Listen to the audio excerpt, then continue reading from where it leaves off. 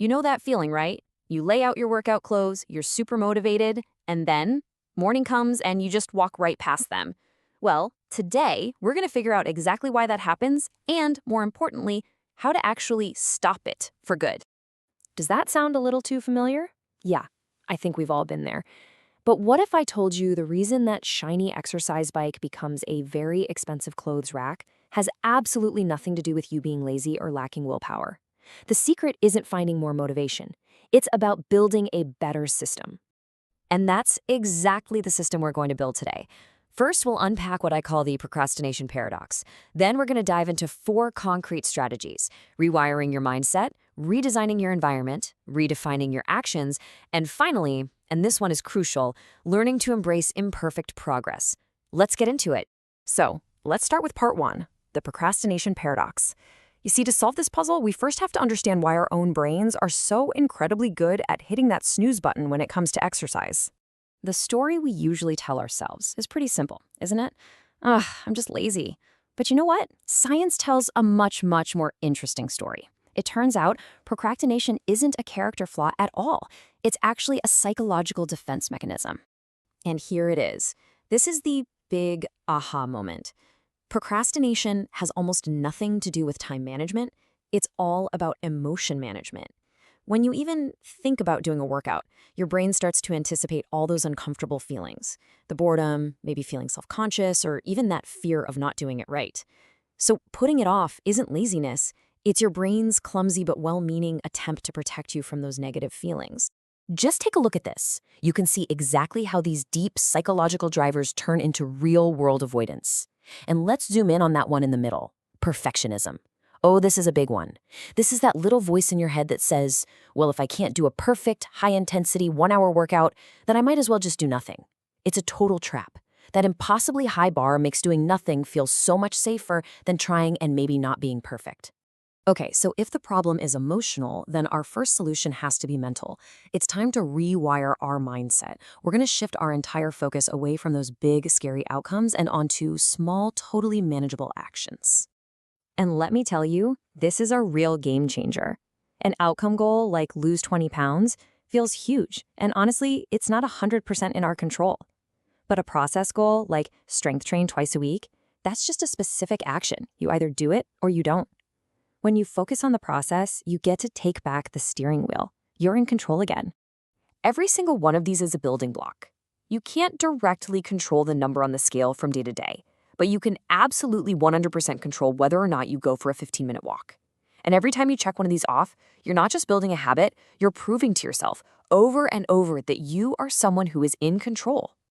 So, if there's one single mantra for this entire mindset shift, it's this right here: progress, not perfection. The goal is not to have a perfect record. The real goal is just to show up, to build a rhythm, and to just keep going. All right, so our mindset is right. Now let's fix our environment. You know, trying to rely on sheer willpower is like trying to swim against a strong current. It is exhausting, and you're gonna lose. The smarter way, change the current itself. We need to engineer our space to make exercise the path of least resistance. To do that, we have to understand this simple 4-step habit loop.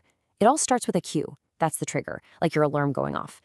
That cue triggers a craving, that feeling of wanting to be fit and healthy. That leads to the response, the actual workout. And finally, you get the reward, that awesome feeling you get afterwards. Our whole mission is to consciously design this loop to work for us, not against us. And we start with the cue. We need to make the trigger for our exercise habit absolutely impossible to ignore. I mean, packing your gym bag and putting it right by the front door, that's not just about saving time. It's a powerful visual cue that gets your brain ready for action. You're literally removing the friction between the thought and the action. Okay, our environment is primed. Now let's talk about the action itself. This whole section is about using smart, science-backed strategies to make the act of just getting started as painless as possible. This might be the most important piece of advice in this whole thing. Start ridiculously small. I'm serious. A 10-minute walk is not a failure. It is a massive win because you showed up. 5 minutes of stretching is a win. The goal isn't to crush a workout every single day. The goal is to master the art of starting. Now here's a brilliant little trick to help you do that. It's called habit stacking. The idea is so simple. Instead of trying to create a new routine from thin air, you just piggyback your new exercise habit onto a strong existing one that you already do without even thinking. The formula is literally this. After I do my current habit, I will do my new habit.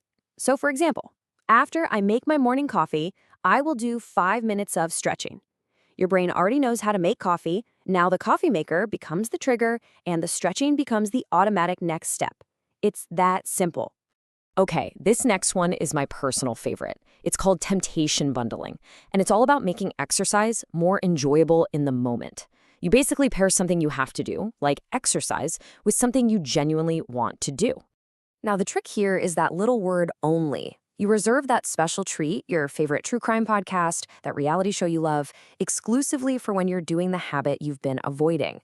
All of a sudden, you're not just dreading your workout. You might actually start looking forward to it. All right, let's talk about reality for a second. You are going to have off days. Life is going to get in the way. It just will. So this last part is maybe the most critical of all, building the resilience to get back on track and stay in the game for the long haul. Forget about perfection. Aim for 80% consistency. What does that mean? It means if you plan to work out 5 days a week, hitting 4 of them is a huge, roaring success. You do not need a perfect record to get incredible results. You just need to be consistently pretty good. And this might be the single most important rule for building a habit that actually lasts. Missing one workout, that's an accident. Life happens. But missing 2 in a row, that's not an accident. That's the beginning of a new bad habit. So no matter what, if you miss a day, you find a way to get back on track the very next day. End of story. So let's end with this thought. Let's completely redefine what a successful day looks like. It's not about how long you worked out or how many calories you burned. The only question that truly matters is this: did I show up today? Because if the answer is yes, even if it was just for 5 minutes, you're not just exercising. You're casting a vote for the person you want to become.